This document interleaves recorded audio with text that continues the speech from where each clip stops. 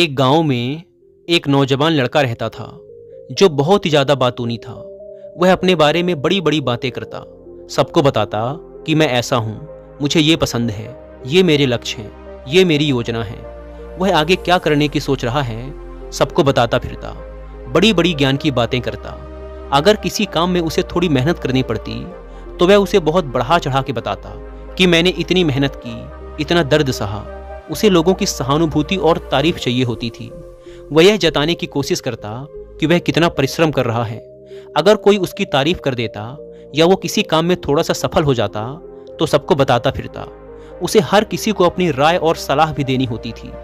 कोई उससे कोई सलाह मांगे या ना मांगे, वह समस्या सुनता नहीं कि सलाह देना शुरू कर देता। वह अक्सर सोचता कि दूसरे उसके बारे में क्या सोच रहे होंगे। उसे लगता कि सबकी नज़र उस पर ही है, सभी उसके बारे में ही सोच रहे हैं, जिससे वह लोगों की नज़रों में अच्छा बनने और सबको खुश करने का प्रयास करता। सबकी हाँ में हाँ मिलाता और उनके लिए हमेशा उपलब्ध रहता, जिससे लोग उसे गंभीरता से नहीं लेते थे। ज़्यादातर समय वह दोस्तों के साथ गपशप करता, टाल मटोल करता, बेवजह की बहस करता और यूं ही अपना समय बर्बाद कर देता।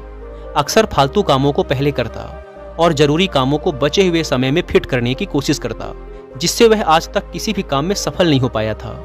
लेकिन धीरे धीरे समय बीतने के साथ उसे यह महसूस होने लगा कि वह तो अपनी ज़िंदगी को बर्बाद कर रहा है।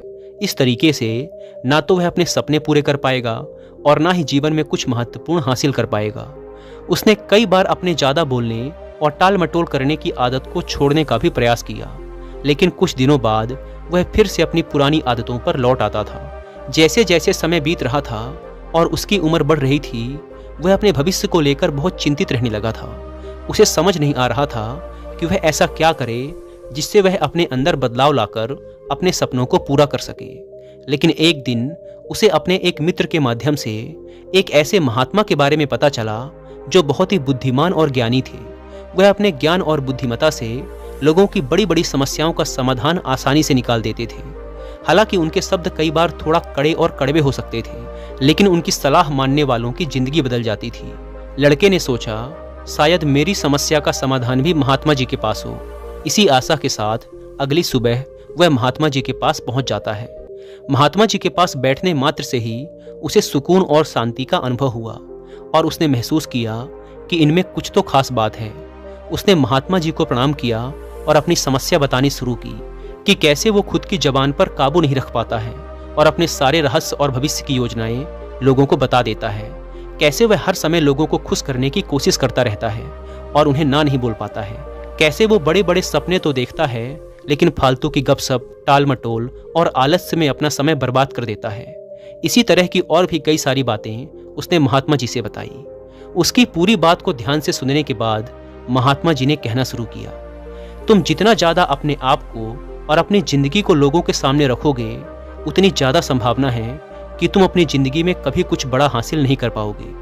अगर तुम अपने समय और उपस्थिति के ऊपर रोक नहीं लगाओगे और तुम किसी को भी छूट दोगे कि वो तुमसे कभी भी मिल सकते हैं, कभी भी बात कर सकते हैं, बुला सकते हैं, तो जो चीज़ तुम 6 महीने में हासिल कर सकते हो सकता है उसमें तुम्हें कई साल लग जाएं। ज़िंदगी बहुत छोटी चीज़ है और उससे भी बड़ी बात कि इस छोटी सी ज़िंदगी में तुम्हारी जवानी के ये कुछ साल सबसे ज़्यादा कीमती हैं। समय को संभालना मतलब अपनी ऊर्जा, अपनी जीवन शक्ति को संभालना है और तुम अपनी जीवन शक्ति को टुकड़ों में बांटकर यहाँ वहाँ देकर कुछ ढंग का नहीं कर सकते। अगर तुम्हें जीवन में सच में कुछ बड़ा हासिल करना है तो तुम्हें कुछ समय के लिए दुनिया से गायब होना पड़ेगा। हर इंसान जिसने खुद को इस दुनिया से कुछ समय के लिए गायब किया है, तब जाकर उसकी ज़िंदगी में कुछ चमत्कार हुआ है, कुछ अलग हुआ है। दुनिया से कटकर अपने आप को एक अलग इंसान बनाने की एक पूरी प्रक्रिया है, जिसके 5 चरण या नियम हैं। बहुत गहराई से और अच्छे से समझेंगे हर नियम को, और अगर तुम इनमें से एक भी नियम को समझने से चूक गए तो फिर तुम्हारा बदलाव पूरा नहीं हो पाएगा और इस बात का पछतावा हो सकता है तुम्हें जिंदगी भर रहे। हमारी ज़बान हमें सबसे ज़्यादा धोखा देती है, इसीलिए दुनिया से गायब होने का पहला तरीका है अपना मुंह बंद रखो।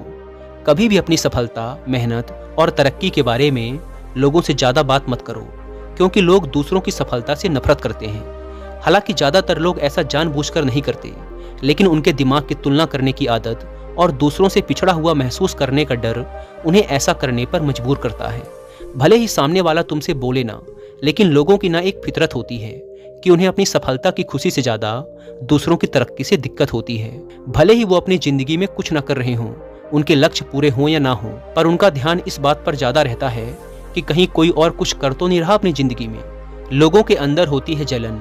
यह एक मूल मानवीय प्रवृत्ति है कि लोग हमेशा खुद को दूसरों से ऊपर रखना चाहते हैं, हर एक चीज में, आर्थिक रूप से, शारीरिक रूप से, सामाजिक रूप से, रुतबे में, हर तरह से, और खासकर अपने आसपास के लोगों से। और अगर कोई उनसे आगे निकलने की कोशिश कर रहा होता है तो फिर यह देखकर उन्हें परेशानी होनी शुरू होती है और वो उसे पकड़कर खुद से नीचे ढकेलने में भी कोई कसर नहीं छोड़ते। तुम्हारे कुछ अपनों को छोड़कर और कोई नहीं चाहेगा कि तुम किसी भी चीज में उनसे आगे निकल जाओ। इसीलिए तुम सिर्फ अपने शब्द बदल कर अपनी दुनिया बदल सकते हो, क्योंकि इंसान की जुबान उसे सबसे ज्यादा धोखा देती है। इसीलिए तुम्हें सबसे पहले इस पर लगाम लगानी होगी। आज के बाद तुम किसी से कुछ भी जानकारी साझा नहीं करोगे। कोई भी पूछे क्या कर रहा है, क्या योजना है तेरी, उसको इतना ही बोलना है, कुछ खास नहीं है, अभी तक कुछ सोचा नहीं है। तुम क्या कर रहे हो, क्या करने वाले हो, तुम्हें अपने जीवन की हर एक महत्वपूर्ण जानकारी छुपा के रखनी है, ऐसे ही किसी को नहीं बता देनी। अपनी राय और अपना नजरिया भी लोगों के साथ साझा करना बंद कर दो। एकदम चुप, शांत और रहस्यमय हो जाओ और सिर्फ जरूरत पड़ने पर ही अपना मुंह खोलो। कोई तुम्हें देखे तो उसके दिमाग में सिर्फ यही चलना चाहिए कि ये क्या सोच रहा है, ये क्या करने वाला है। सामने वाले के लिए तुम एक रहस्य की तरह बन जाओ, एक ऐसा रहस्य जिसे वो हल नहीं कर सकते। आजकल लोग काम बाद में शुरू करते हैं, लेकिन उसके बारे में लोगों को बताना पहले शुरू कर देते हैं। सफल बाद में होते हैं, लेकिन बड़ी बड़ी ज्ञान की बातें करना पहले शुरू कर देते हैं। और ये दिखाते और जताते रहते हैं लोगों को कि वो क्या चाहते हैं, उन्हें कैसी जिंदगी चाहिए और उनके लक्ष्य क्या हैं। लेकिन इससे ना तो उनकी जिंदगी बदलती है और ना ही लोगों को कुछ फर्क पड़ता है। उल्टे लोग उन्हें हल्के में लेना शुरू कर देते हैं। अपनी अगली चाल किसी को मत बताओ, यहाँ तक कि गायब होने का निर्णय लेने के बाद किसी को जाकर ये बताने की जरूरत नहीं है कि तुम गायब होने वाले हो। तुम अपने ऊपर काम करके अपना सर्वश्रेष्ठ संस्करण बनने वाले हो। इसमें परिवार, दोस्त, रिश्तेदार सब शामिल हैं। लेकिन ये इतना आसान नहीं होने वाला। हजारों लाखों सालों से जानकारी को साझा करना मानवीय स्वभाव रहा है, लेकिन तुम्हें इसे रोकना होगा। लोग तुम्हारी बहुत टांग खींचेंगे और जानने की कोशिश करेंगे, लेकिन तुम्हें अपने विचारों को जुबान तक आने नहीं देना। जो है सिर्फ तुम्हारे दिमाग में है। अपने ऊपर काम करके अपना सर्वश्रेष्ठ अवतार बनो और अपने काम से लोगों को चौंकाओ। खुद को बदलने का दूसरा चरण है सिर्फ खुद की सोच पर ध्यान दो। यह एक मानवीय प्रवृत्ति है जिसमें व्यक्ति को लगता है कि सभी लोग उस पर ही ध्यान दे रहे हैं। यह सोचते हुए कि सबकी नज़र उस पर ही है, वो जो भी काम करता है वो अनजाने में लोगों को खुश करने या खुद को साबित करने के लिए ही करता है, और ज़्यादातर समय वह लोगों को खुश करने में भी असफल हो जाता है। तो बात यह है कि सिर्फ इस चीज़ पर ध्यान दो कि तुम क्या सोचते हो, अपने आप को लेकर और अपने काम को लेकर। बस लोग तुम्हारे बारे में क्या सोचते हैं, इससे तुम्हें ज़्यादा फर्क नहीं पड़ना चाहिए। पहली बात तो ये कि लोग तुम्हारे बारे में इतना सोचते नहीं हैं जितना तुम्हें लगता है कि लोग तुम्हारे बारे में सोचते होंगे, क्योंकि सबकी ज़िंदगी में अपनी बहुत सारी परेशानियां हैं जिसमें वो फंसे हुए हैं। दूसरी बात कि तुम एक बार कुछ बड़ा कर लो, कुछ हासिल कर लो, फिर तुम्हारे बारे में लोगों की राय, नज़रिया सब बदल जाता है। लोग सब भूल जाते हैं। और इस दुनिया का सबसे मज़ेदार काम ही है कि एक बार सफल हो जाओ, अपने आप को बदल लो और फिर अपने प्रति लोगों के बदलते हुए स्वभाव को देखो। तो तुम्हें सिर्फ अपनी चिंता करनी है। मतलब इतना भी स्वार्थी नहीं बनना कि दूसरों का बुरा चाहो, लेकिन इतना कि दूसरों से ज़्यादा खुद को प्राथमिकता और महत्व दो। ऐसा इंसान बनो जो खुद की खुशी, खुद के लक्ष्य, खुद की सोच और खुद के विकास के बारे में ज़्यादा सोचे। ये मत सोचो कि दूसरा हार जाए, ये सोचो कि मैं कैसे जीतूं। ये बहुत ही मुश्किल निर्णय होने वाला है, क्योंकि इससे तुम्हें कई लोगों से दूरी बनानी पड़ सकती है, कई लोगों को नाराज करना पड़ सकता है। पर यह खुद को बदलने की पूरी प्रक्रिया का ही एक हिस्सा है। दूसरों की कठपुतली ना बनके अपने जीवन का और अधिक नियंत्रण अपने हाथों में लेने के लिए तुम्हें यह कदम उठाना ही होगा। और देखो, जो तुम्हारे अपने होंगे ना, वो कहीं नहीं जाएंगे। उन्हें तुम्हारी मेहनत से, तुम्हारी तरक्की से कोई परेशानी नहीं होगी। और जो तुम्हारी जिंदगी से अपने आप ही चले जाएं, फिर वो तुम्हारे थे ही नहीं। दुनिया से कटकर खुद को बदलने का तीसरा चरण है अपने दर्द, मेहनत, असफलता और तरक्की को लोगों से छिपा कर रखो। तुम्हारे जीवन की क्या यात्रा रही है, तुमने कितनी मेहनत करी है, तुमने कितना दर्द सहा है, तुम्हारी क्या योजना थी, ये सब लोगों को तुम्हारी सफलता से पहले नहीं दिखना चाहिए, क्योंकि इन सब बातों की इज्जत लोग सिर्फ तभी करेंगे जब तुमने इस रास्ते पर चलकर सच में कुछ हासिल किया हो।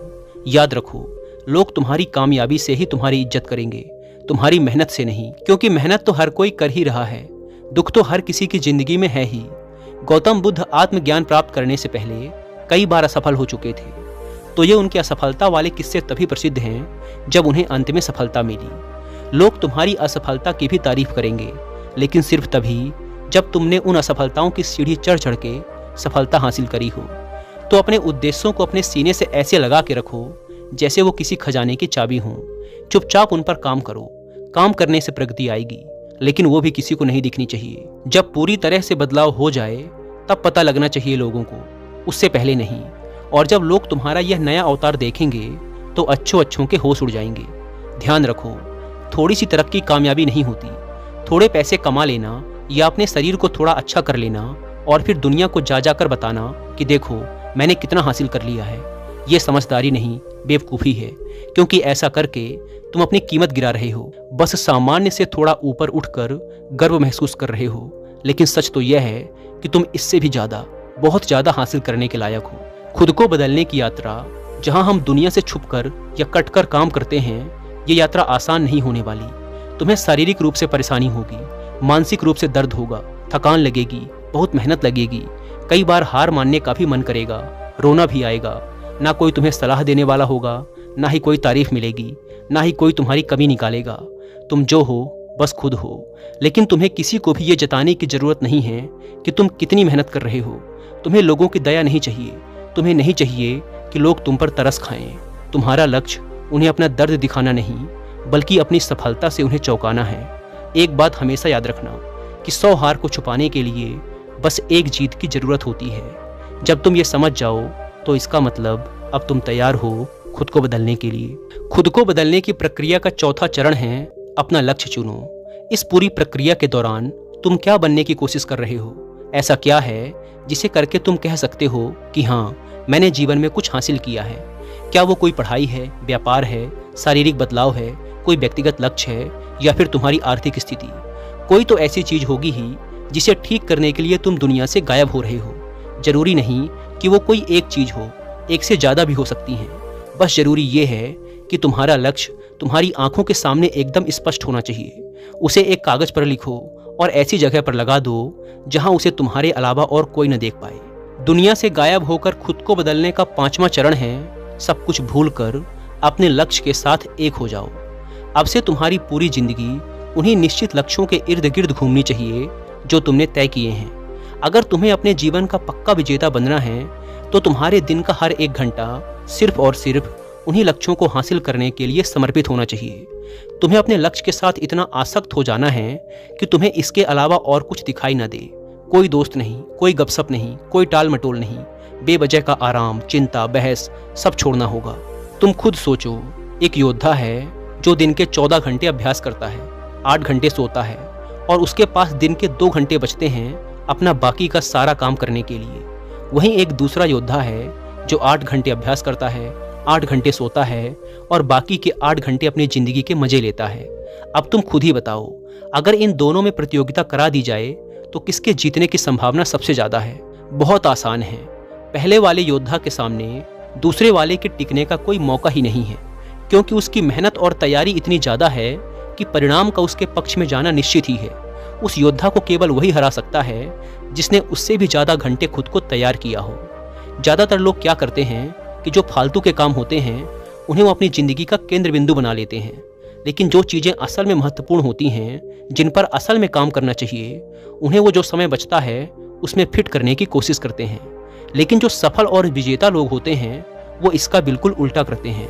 वो अपने लक्ष्य को केंद्र में रखते हैं और बाकी चीजों को लगाते हैं किनारे।